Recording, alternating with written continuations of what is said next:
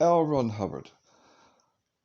He dropped out of college in 1932, lots of different jobs, joined the Navy in America, traveled the world, so he has actually had world experience. During his time writing pulp fiction, science fiction, he penned over 1,000 titles. And according to the Guinness Book of World Records, which they're selective in what they class as a world record, he held the number of works published, the most translated works by an author, and the most audiobooks published by an author. Now, considering that Hubbard's works have been blacklisted by America, therefore unavailable, out of print, unobtainable, for 40 years, it is still quite something. I'm going to do the audio reading myself of Battlefield Earth and the Mission Earth Ecology.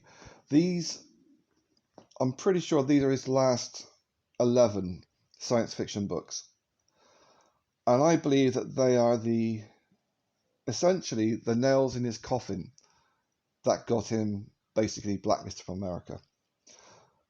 The Battlefield Earth, the most blatant things in that book are the main bad guys are known as psychos, short for psychologist. Essentially, a good race was destroyed by psychologists who brainwashed the population. Also, mankind was destroyed, wiped out, nearly to the point of extinction by a chemical attack.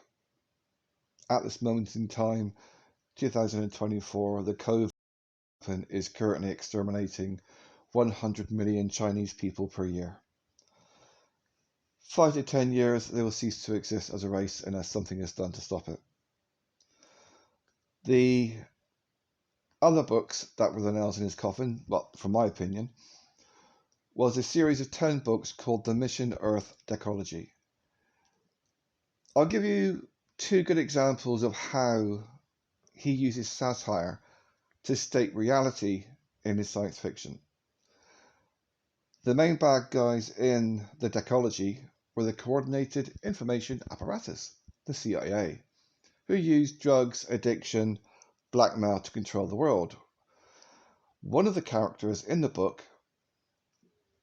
uses drugs, blackmail, children to basically drug up world leaders, members of the royal family, and politicians and people in authority, and he would make pornography using children whilst they were under the influence of drugs, and he would blackmail them.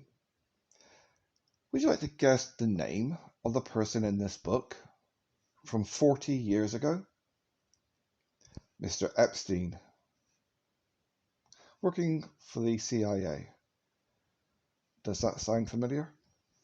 So when you think about the shock horror of Jeffrey Epstein, Hubbard wrote about him 40 years ago.